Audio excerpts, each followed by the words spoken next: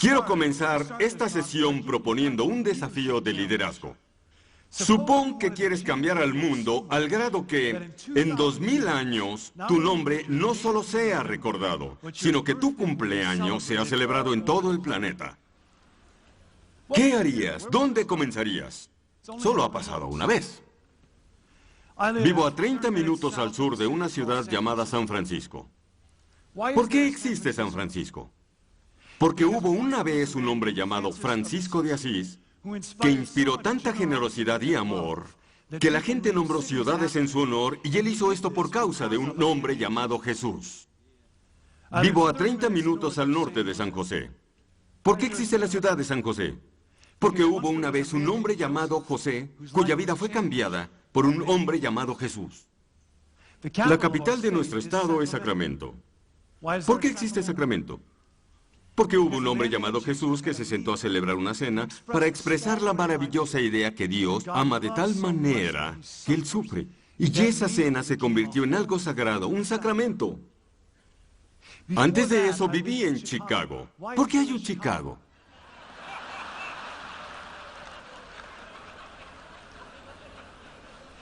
Eso nadie lo sabe. Ni siquiera Jesús sabe por qué existe Chicago, simplemente está ahí. No puedes ver un mapa sin que este hombre sea recordado.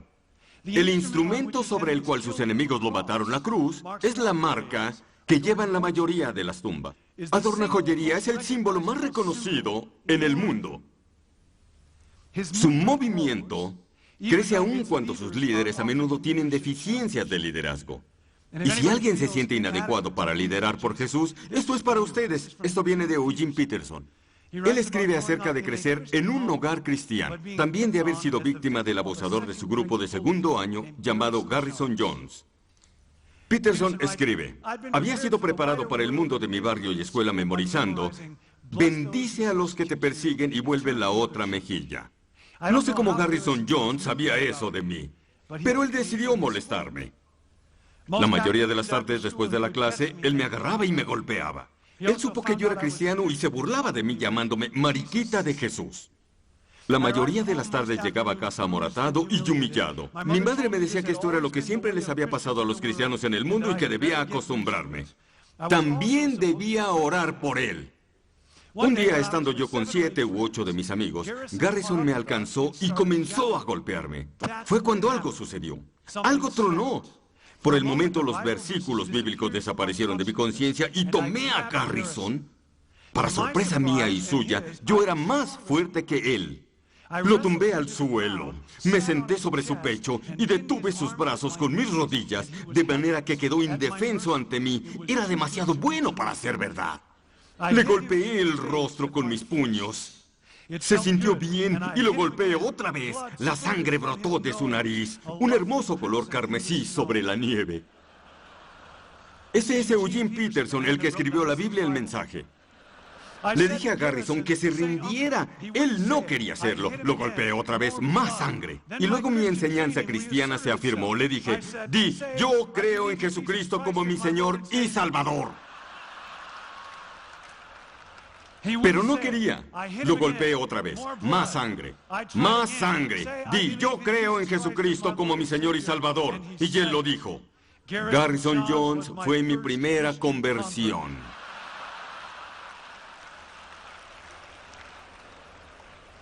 Simplemente acércate a ellos, amigo.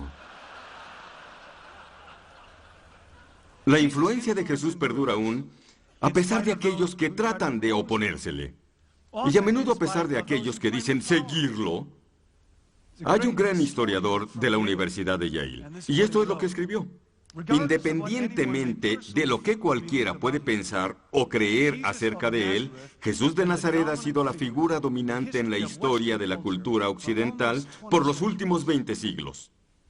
Si fuera posible, con alguna clase de superimán, arrancar de esa historia cada trozo de metal que lleva cuando menos un rastro de su nombre, ¿qué quedaría?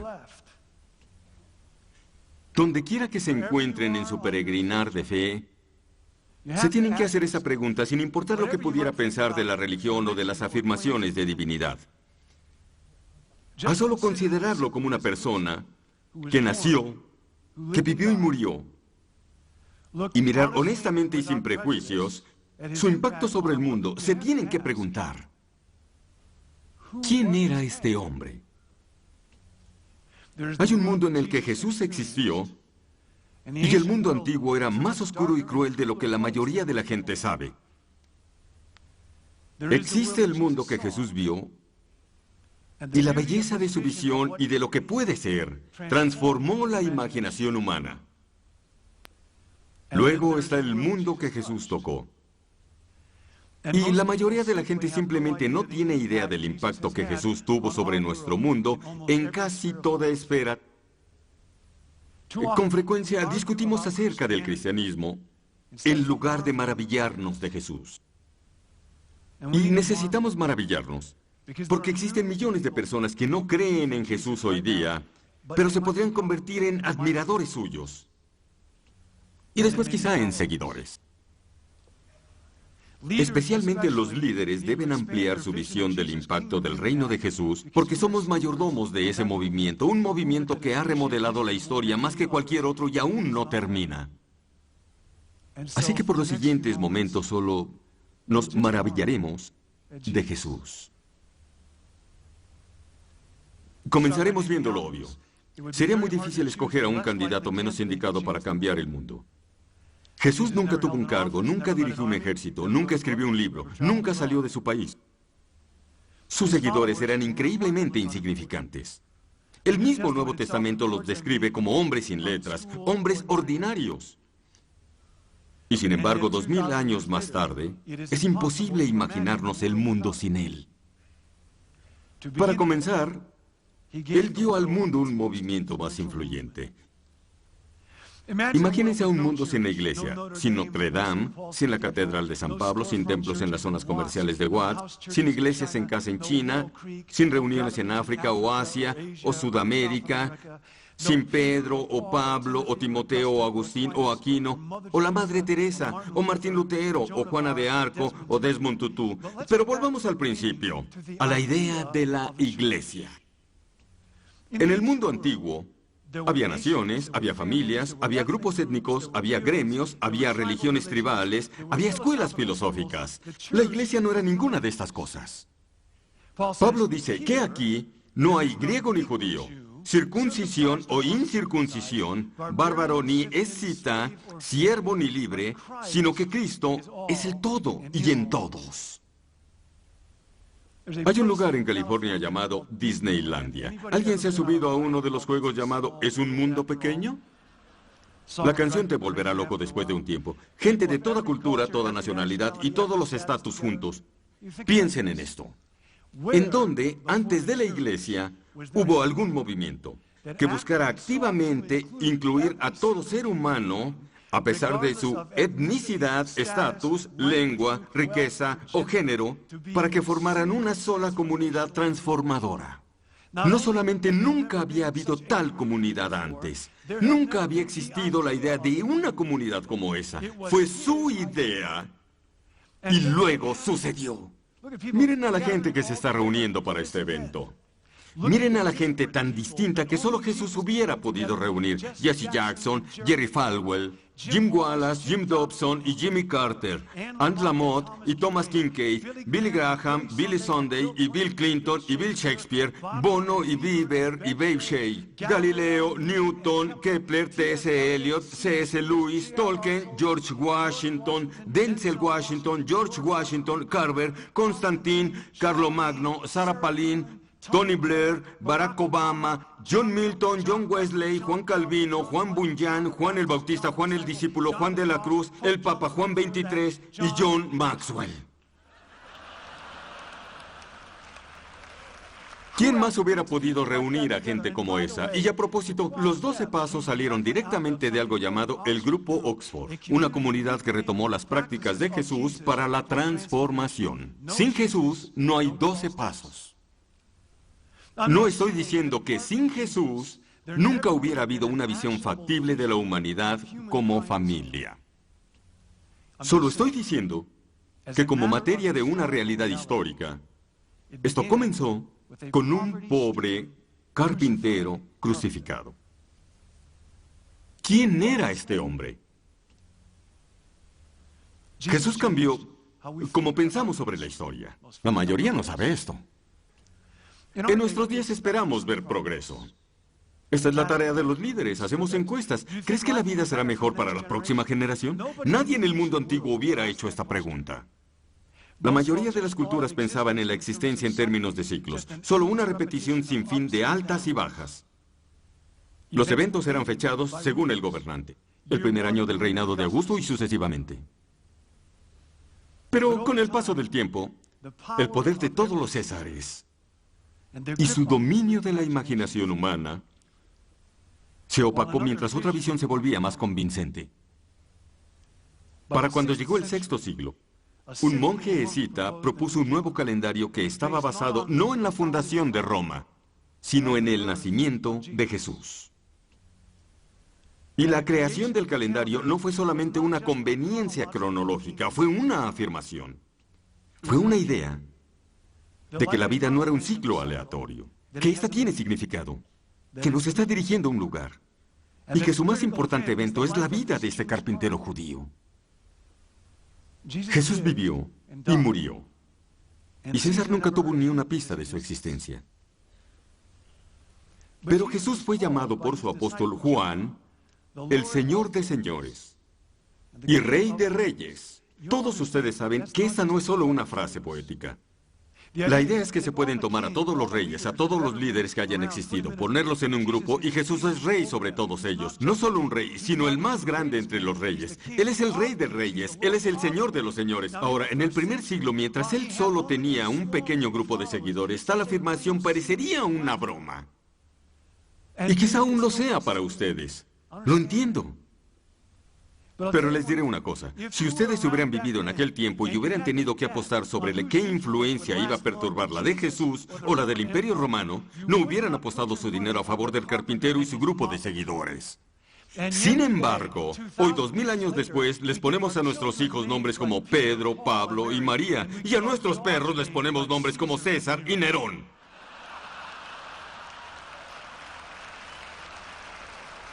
2000 años después del nacimiento de este hombre, cada vez que un ser humano en cualquier parte del planeta mira la fecha, se nos recuerda Jesucristo se ha convertido. De hecho, en el punto central de toda la historia, que Nerón murió en el año 68 de nuestro Señor, que Napoleón murió en el año 1821 de nuestro Señor, que el dictador José Stalin murió en el año 1953 de nuestro Señor.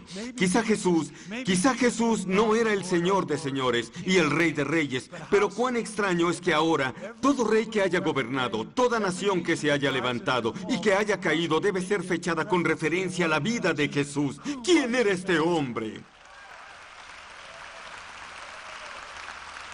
Jesús cambiaría la forma en la que el mundo practica y expresa la compasión. Todos los seres humanos tienen la capacidad de sentir compasión. Esto siempre ha sido verdad, pero Jesús transformó ese hecho de forma que no conocemos. En la antigua Grecia y Roma, generalmente eran admirados los bellos, los nobles y los poderosos. Los ricos podían dar dinero para las obras públicas, pero solía ser una forma de demostrar la grandeza del hombre rico.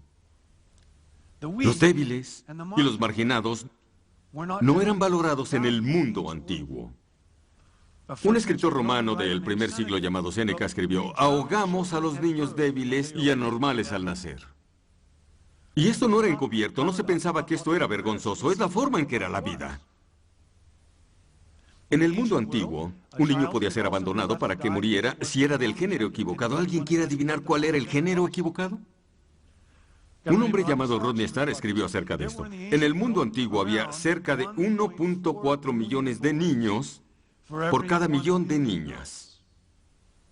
En gran parte, porque las otras 400,000 eran abandonadas para que murieran. Pero había un pequeño grupo. Vean, esto no cambió por accidente.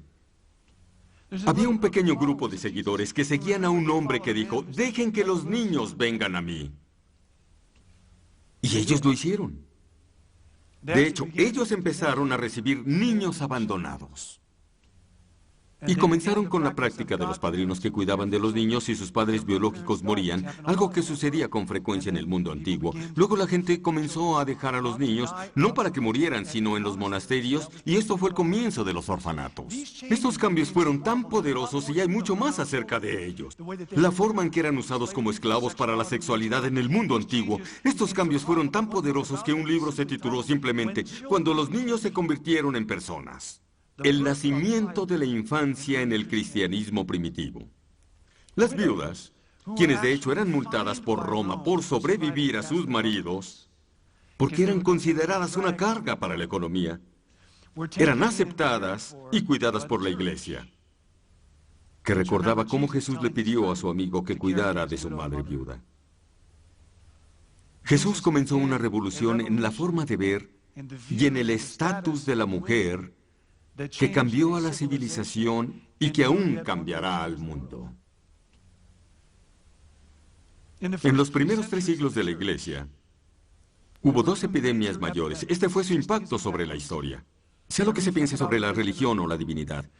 En los primeros 3 siglos de la Iglesia, hubo 2 epidemias que acabaron con hasta la 4ª parte, quizá la 3ª parte de la población total de las ciudades. Ahora, imagínense que esto sucediera en nuestro mundo.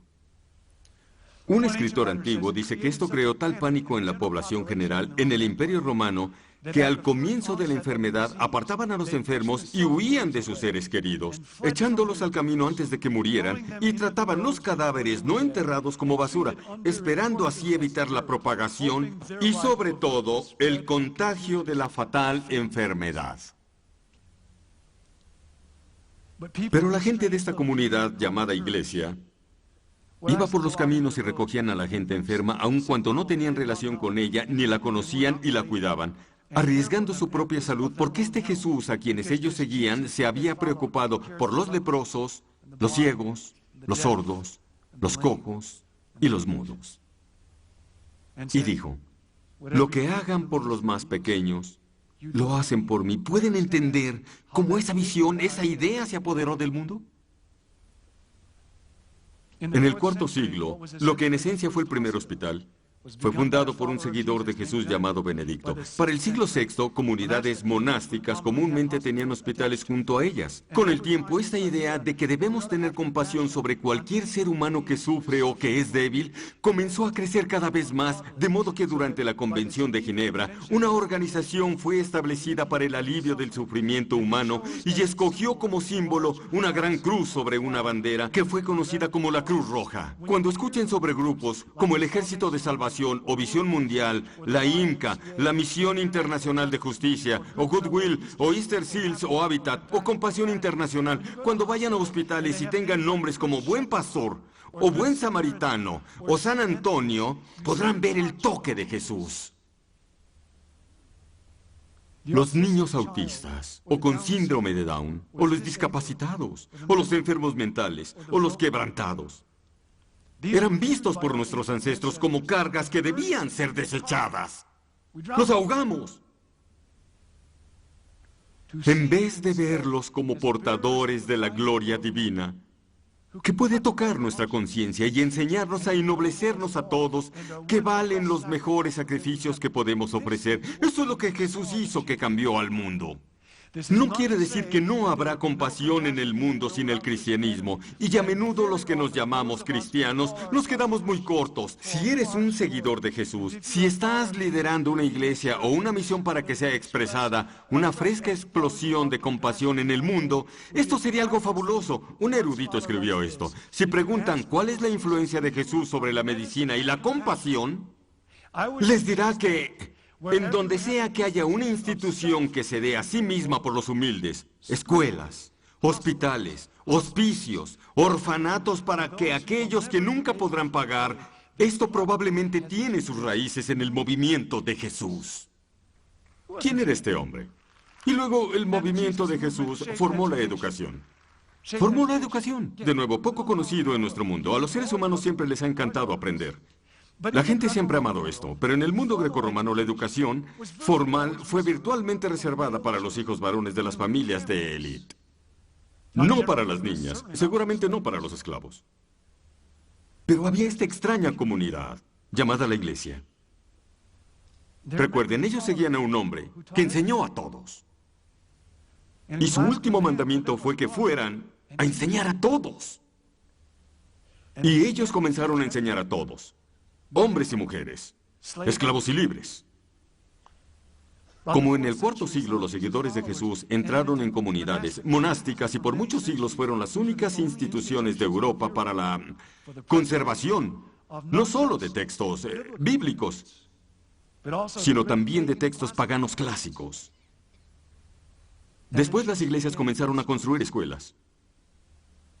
Y luego se levantaron las universidades. La mayoría de gente no sabe esto. París, la Universidad de París como en el siglo XII, y luego Cambridge y Oxford. El lema de la Universidad de Oxford es, el Señor es mi luz. Y eventualmente Harvard y Yale, el 92% de todas las universidades y colegios que tuvieron su origen en los Estados Unidos antes de la Guerra Civil, fueron fundadas en el nombre de este hombre. Cuando llegó la Reforma, se tuvo la idea de que todo individuo debería poder leer la Biblia por sí mismo, lo que encendió el sueño de la alfabetización universal.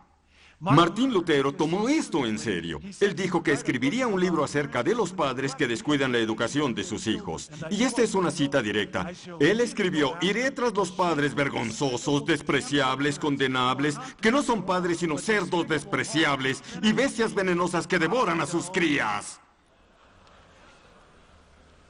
A Lutero a veces se le dificultaba expresar sus sentimientos.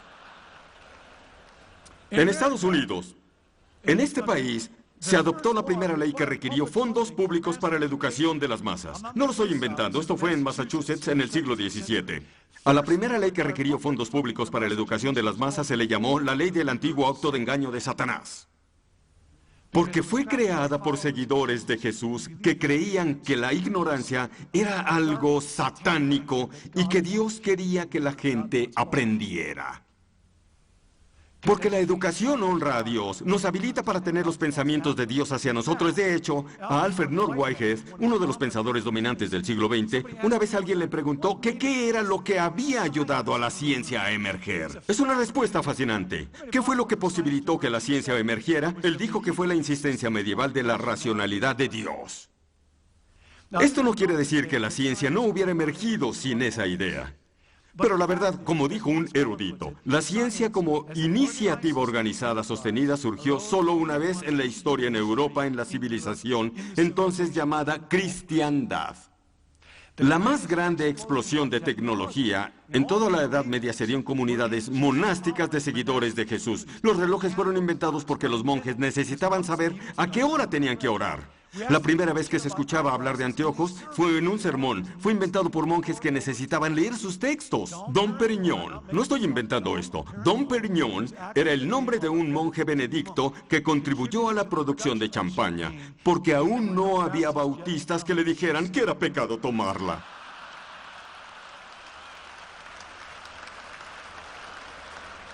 El alfabeto. El alfabeto de los eslavos, algunos de ellos están escuchando, se le llama cirílico. Ellos no tenían alfabeto. Así que un seguidor de Jesús que llegó a ser conocido como San Cirilo, creó uno para que ellos pudieran leer acerca de Jesús por sí mismos, en nación tras nación. Fue gente que seguía a Jesús que encontró lenguajes que aún no tenían escritura y en actos de estupendo heroísmo se dieron a la tarea de inventarla. Aún lo hacen. En muchos casos, el primer esfuerzo del estudio científico de las lenguas fue hecho por los seguidores de Jesús. Ellos compilaron diccionarios, ellos escribieron la primera gramática. Ellos fueron los que desarrollaron alfabetos. El primer nombre propio escrito en más lenguajes que cualquier otro fue el nombre de Jesús. Los evangelios, su historia, han sido traducidos en más de 2.200 lenguajes. Ningún otro libro en la historia ha sido traducido ni a una quinta parte de esa cantidad. ¿Quién era ese hombre? Él revolucionó el arte. Sin Jesús no hay Divina Comedia de Dante que formó el lenguaje italiano. No hay Martín Lutero que con su Biblia alemana formó el lenguaje alemán. No hay versión King James de la Biblia que junto con Shakespeare formaron la lengua inglesa. No hay Johann Bach que firmó todas sus obras para la gloria de Dios. No hay coro aleluya, no hay requiem de Mozart, no hay el canto gregoriano. Y a propósito, la noción de la música moderna Es una invención de la iglesia medieval que amaba a Jesús para que la adoración pudiera esparcirse a todo lugar. Así es como la obtuvimos. Imagínense, no habría Capilla Sixtina, no habría Última Cena de Da Vinci. Simplemente no ha habido una visión trascendente de la realidad, ni historia cósmica que haya cautivado la imaginación artística como la visión de Jesús. Y si eres líder de las artes, podrías hacerlas brillar con su belleza una vez más porque el mundo lo necesita. El movimiento de Jesús cambió la teoría política. Jesús dijo un día, dad a César lo que es de César y a Dios lo que es de Dios. Cuando dijo eso, firmó su sentencia de muerte. Y las fuerzas se pusieron en movimiento en Roma. Pero también hizo lo que pudiera ser la afirmación más influyente en la historia de la política. En el mundo antiguo, se asumía que el Estado tenía la franquicia de la religión. Ni siquiera tenían la frase Iglesia del Estado porque solo se asumía que era la prerrogativa del gobernante. Y Jesús dice que no, que hay otro reino. Y de Agustín a Martín Lutero y hasta otros pensadores se desarrolló la noción del gobierno limitado y que aún los reyes tendrían que comparecer ante una autoridad mayor. Que el Estado no debería dirigir la religión ni viceversa. De hecho, la Iglesia sigue a Jesús con mayor deficiencia cuando tiene mucho poder político que cuando no lo tiene. En los Estados Unidos, este año es año de elecciones. ¿Lo han notado? ¿Qué tal si este año, qué tal si la principal asociación que la gente tiene entre las palabras cristiano y política fuera la humildad y la civilidad de aquellos que se acuerdan que su líder dijo que su reino no era de este mundo? Jesús cambió la manera de pensar sobre los derechos humanos y la dignidad. En los Estados Unidos hay una declaración muy famosa, es central en nuestro sistema de gobierno. Sostenemos que esas verdades son autoevidentes, que todos los hombres son creados iguales y que han sido dotados por su creador con ciertos derechos inalienables. ¿Ven? Esa es la idea. Todo esto es un paquete de ideas. ¿De dónde vinieron? ¿Por qué esto no era evidente en el mundo antiguo? Es muy interesante. A menudo se oye a la gente en nuestros días decir, yo creo en un Dios de amor. ¿De dónde salió esta idea? Nadie en el mundo antiguo dijo, yo amo a Zeus o amo a Baal. Jesús trajo de Israel al resto del mundo una nueva manera de pensar acerca de Dios y el amor, y esto lo cambiaría todo. Cuando yo era un niño, jugaba un juego. Papá llegó a casa. Cuando era un pequeñito, cada día a las 5 de la tarde, al oír que la puerta se abría, yo bajaba los escalones corriendo y brincaba en el aire. No me preocupaba ver dónde iba a caer, porque sabía que mi papá había llegado a casa y que tendría sus grandes y fuertes brazos extendidos. Me encantaba jugar ese juego, hasta que un día mi mamá me dijo que tendría que dejar de hacerlo. Pregunté por qué. Respondió, no es que ya no te ame, sí te ama. No es que ya no estará allí para ti, porque sí estará. Es que ya tienes 37 años.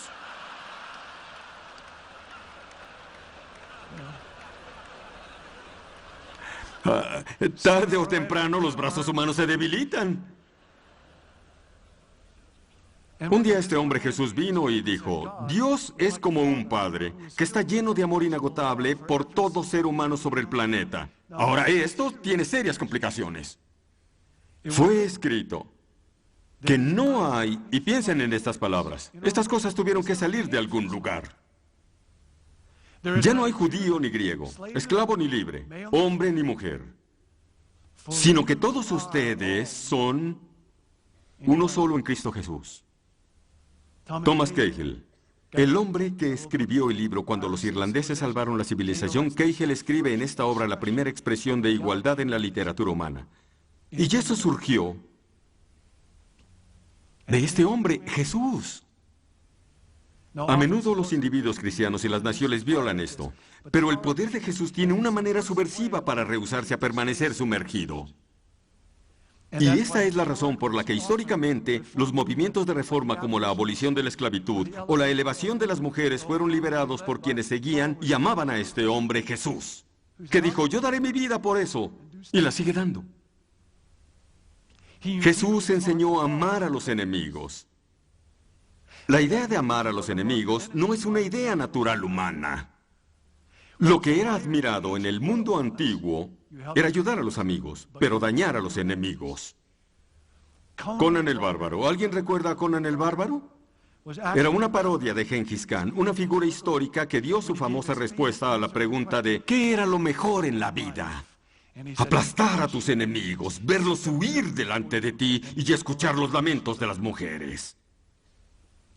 Pero hubo una vez un hombre que dijo que lo mejor en la vida es volver la otra mejilla. Ir con ellos 2 millas. Amar a nuestro enemigo. Y no eran solo palabras. Cuando ese hombre murió, está escrito, dijo acerca de los que lo estaban ejecutando: Padre, perdónalos. No saben lo que hacen. Y sus seguidores recordaron la vida de este hombre extraño, oscuro, que no tenía un centavo, y su muerte. Y empezaron a morir de la misma manera. Nerón tomaría a los seguidores de Jesús y los cubriría con brea.